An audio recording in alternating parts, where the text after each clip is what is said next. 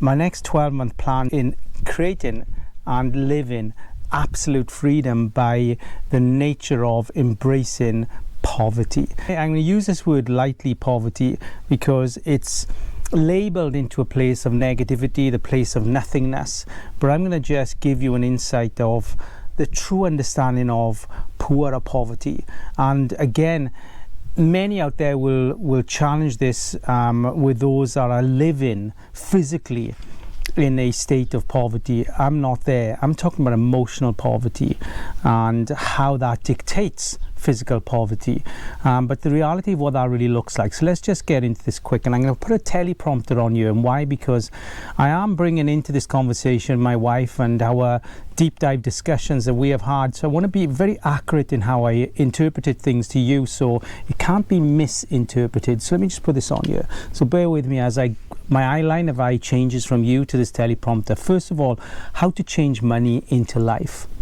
So both I and Debs, my wife, together are going through a process right now of rethinking how we see money and its value of money. So shifting from the need of money abundance to money freedom means we have had to understand that getting what we need is superior to what we want. Yet what we want comes under what we need once we have aligned to the understanding of living simply, setting our emotional values to align to less is more. And this emotional alignment is superior to the materialistic thinking values that more is better and money creates safety and security. And that was my belief. Money creates safety and security. I believed that for such a chunk of my life. What we've had to adjust to is a slower money transition and return in life. Yes, we have debt from our previous way of living and must repay that debt. It's a slow burn, and we have reduced all payments to their maximum term, and some as low as £1 a month. And that's not unusual now in this state of play in our country. For many, having debt creates stress. But to live freely, we have had to see, think and feel the debt as money spent via low value decision making that was part of our past. And the debt companies are getting repaid, but at our pace in life. No harm to them, for us. Everybody is happy, and the exchange of energy is aligned to a flow that allows for me and Debs to keep emotionally healthy. And this is so important. Do we have a backup, a financial pot that is there just in case? Nope. But that's okay for now. It will change. But for the moment, we must appreciate the value of need over want and free ourselves of money anxiety from reactive money thinking. Our bills get paid, but just. Our goals are plenty, but simplistic and very much outside of the cycle of 99.9% of people's lives. This year will be the last year we live in a house. We are moving into a motorhome and living off-grid as much as such for the duration, creating content and living a nomad life, embracing the ease of digital technology and building our one-to-many business online, embracing content creation. Do we have a pension? No. Does it matter? No. And many will say that's a foolish way to live. Yet for centuries there were no pensions, yet people lived well without. We will have to cash in our pension to finance the motorhome to exit from our current state of living. House rent is now above affordability and dissolves home happiness. It's now a payment that's a negative to living emotionally happy. So we are removing its need. Living hand to mouth does not mean poverty or anxiety. It means simplistic and ease. Me and Debs will stay fast in this thinking as we move into the second layer of the process, which is acting on our new values and stepping out of mainstream Britain and stepping into the trust of life, mind values and universal trust.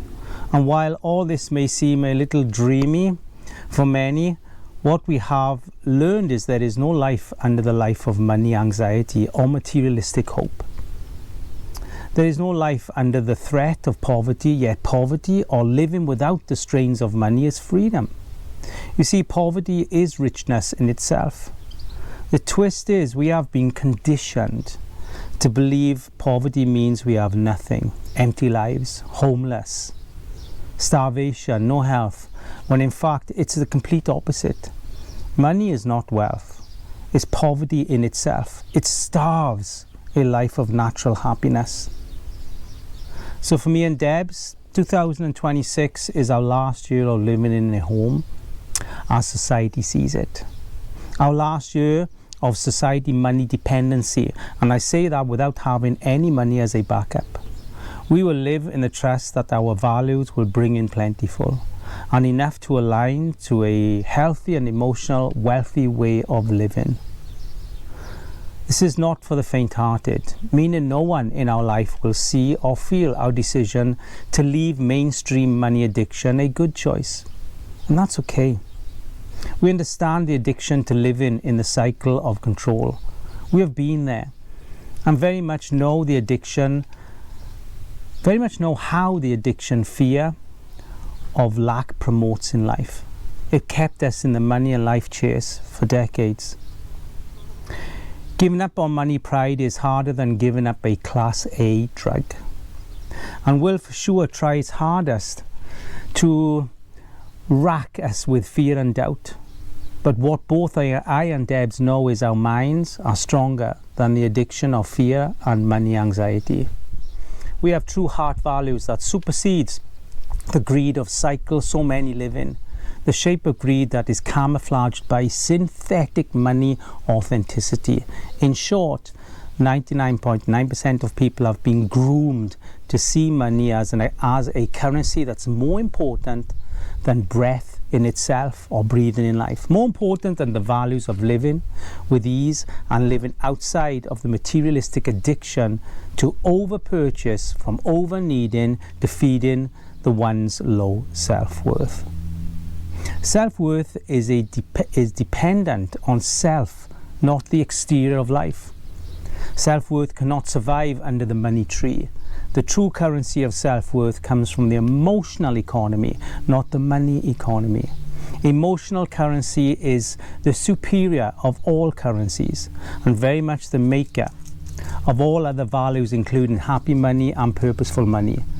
Money that brings life freedom, not materialistic freedom. Give this some thought. Let your mind be open to the possibility of living on a shoestring financially, yet being a millionaire emotionally. That certainly has a greater range for indefinite life happiness than what winning the lottery can. Because trust me, you stop feeling money when you have so much money, but you never stop feeling happiness.